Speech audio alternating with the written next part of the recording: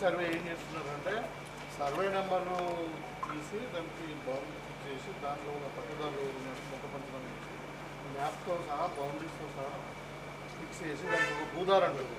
ఇప్పుడు ఆధార్ లాగా మనకి ఏంటంటే ఒక్కొక్క రైతుకు ఒక్కొక్క సర్వే నెంబర్కి ఒక యూనిట్ నెంబర్ ఇస్తున్నారు. ఇప్పుడు నువ్వు నాకు 10 ఎకరాలు ఉన్నది, నాకు ఒక నెంబర్ ఉంది, నేను ఫలానా నీకు కంపెనీ ఒక 2 ఎకరాలు ఇంకా బై ఆ ఏ ఉండదు, 1, 2 ఇట్లా పడదు. ఇంకో నెంబర్ ఇస్తారు. ఇప్పుడు మన వెహికల్ రిజిస్ట్రేషన్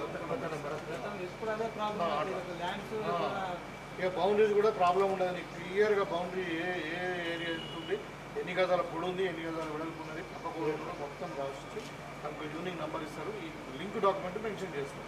ఫలానా ఉపపద రెడ్డి నుండి అనవసరంగా మనం దాంట్లో పోయి కాకపోతే ఇప్పుడు ఏదైనా గవర్నమెంట్ డిసిషన్ తీసుకున్నారంటే రెవెన్యూ కూడా చాలా గ్రామాలు ఇప్పుడు సీని చెప్తున్నారు. కొన్నప్పుడు కూడా అంతే మాకు 180 ఎకరాలు ఉన్నారు మొత్తం.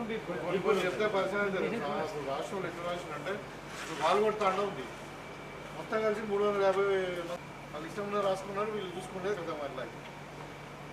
ఇప్పుడు ఇది కూడా అంతే. ఇప్పుడు మన దగ్గర ఇప్పుడు గంగారం తాండ ఉంది, మీకు ఎంత తెలుసా? 2000 ఎకరాలు.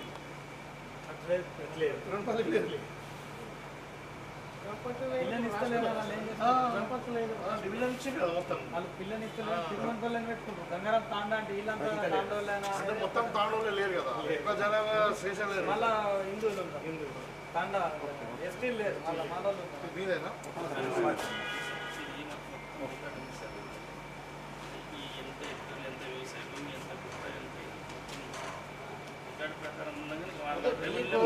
గ్రామ పంచాయతీకి ఏదైతే శివారు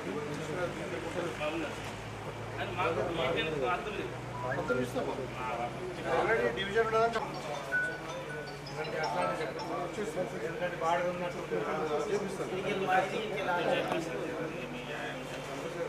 చేపిస్తాం. మరి సర్వే చేసినప్పుడు మరి